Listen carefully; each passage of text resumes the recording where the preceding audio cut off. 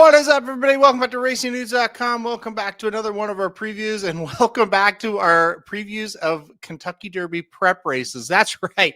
The first Kentucky Derby prep race for the 2026 Kentucky Derby will happen this Saturday at Churchill Downs. So let's go to Saturday, Churchill Downs on 9/13, race 8 on the card. It's Iroquois Stakes, a $300,000 race, grade 3 event for the 2-year-olds. All right, field of 10 here.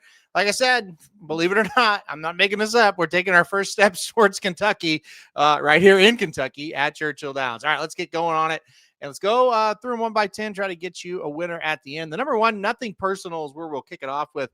And boy, was he pretty darn good on a debut. This horse goes 7 furlongs on debut and a maiden special weight at Colonial Downs and wins by 8 3/4. Just a dominant effort. I also kind of like he didn't do it gate to wire. He kind of sat off the pace a little bit, couple lengths off and third or fourth, and just kind of pounced. It was able to get the job done and dominate. This horse is by Violence, and that's a horse that I think will do okay. 7 furlongs to 8 furlongs, especially in one-turn races. Yeah, that equates pretty well. Of course, this race is at 1 mile. That is a little bit different than what a lot of these horses have done so far, but you can kind of mimic 7 furlongs to 8 pretty well. I think the big question with this one is, do you trust that race coming from Colonial Downs now to Churchill Downs? Obviously a big difference there. That's going to be the big question mark, but you can't poke many holes in Nothing Personal as far as what he did on the track on debut. Let's go to the number 2, Sometime. I don't know. Got to think of a better name than that. Sorry. But anyway, Sometime is the number 2 horse. Another Colonial shipper. This horse broke the maiden by 10.5 lengths on debut, going 5.5 furlongs at Colonial, and did it with ease. Went to the turf last time out, 5.5 furlongs on the turf at Colonial, a stakes race there, $120,000. Got third, beaten 2 lengths in that one, and now back to the dirt, going 8 furlongs. This horse, another one I think kind of bred to stretch out and be okay. I don't blame him for trying another 5.5 furlong race after that debut race. Kind of the same things. I kind of draw a line through the race last time out. Maybe the horse just didn't like the turf. You go back to the debut race, Nothing Personal and Sometime, they look a lot alike. They're both coming from Colonial. The one thing that I kind of favor Nothing Personal about is he was able to do it at 7 furlongs, where this horse was just 5.5 when they broke the maiden. So, but still, that doesn't mean the horse can't stretch out. Pedigree says, yeah, might be okay going a mile.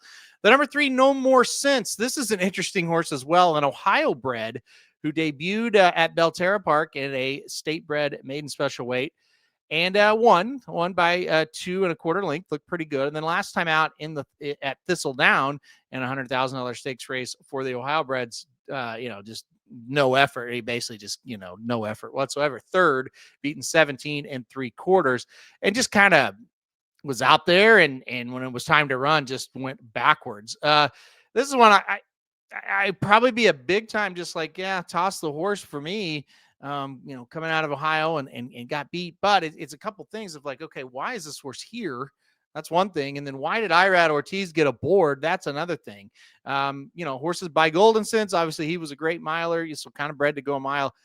I'm still pretty skeptical. I don't think I can play this horse, but it is a curious entry for sure that he's here, and that obviously Irad Ortiz gets aboard. Also very curious. All right, let's keep going, and let's go to another horse trained by Kenny McPeak, and one I like a little bit better in the number 4, So Special. This horse broke the maiden last time out at Ellis Park by a length, was able to get the job done, stocked the pace, was able to pounce and get the job done. On debut, also ran pretty well as well there at Ellis, finished second, beating a length 3/4. So 2 good races. One was at this 1 mile distance, and one was at 1 mile and a 16th. I'm avoiding the major subject line. Both those races were on the turf. What do we look like on the dirt today? Well, Kenny McPeak has done a pretty good job in the past in races like this early in the career, kind of change a surface of a horse, and the horse runs okay. So if it's another trainer, you're a little bit apprehensive about it. With McPeak, I've seen him do this before. And, we kind of make a joke is like, he's out there just trying things now. Right. So, look, I don't know. I don't know how the horse will run on the dirt. Is by Vacoma, so you'd think would run okay. So Look, we know the horse can go the distance. I think that's good as well.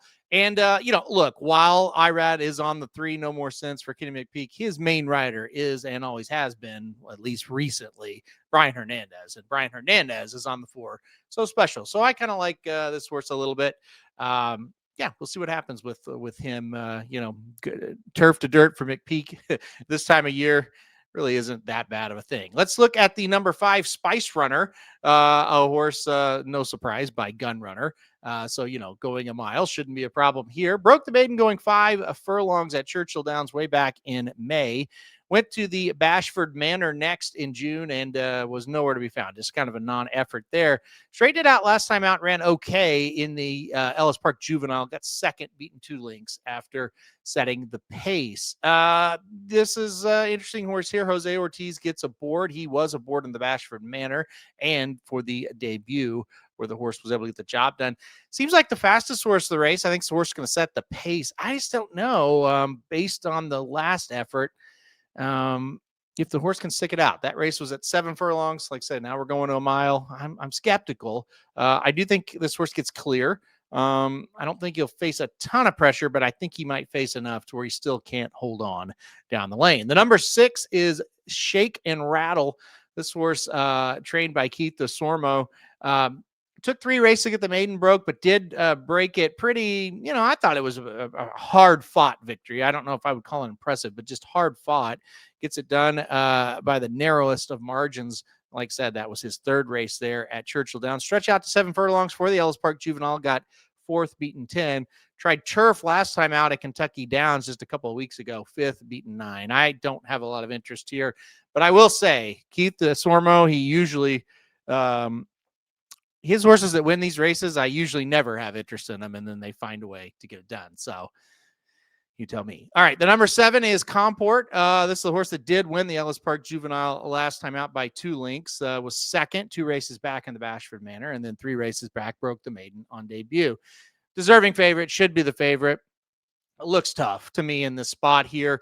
I thought the Ellis Park Juvenile was very good. The race he lost, the Bashford Manor, I thought he ran okay. He was kind of just close to a really hot pace and, just couldn't hold on. I think he looks really good in this spot. Talking about Comport, I think, like I said, I think he's kind of way the horse to beat here. Gaffleon was aboard last time. He'll be aboard again in this one. He looks good. He looks very good. Got to stretch out to a mile after going 7 furlongs. That 7 furlong race, I thought looked like one of his best. I think he's bred to go a mile for sure. I don't know if he's going to go like a mile and a quarter. We're not worried about that at all today, though. I think he goes a mile okay. I think he's way the horse to beat in this one. The number 8 is Vost, a horse coming off of a maiden special weight win at Ellis Park by 2 lengths last time out. I thought he was pretty darn good in that race. Got way behind, made a big run, and was able to get the job done. This horse is by Instagram.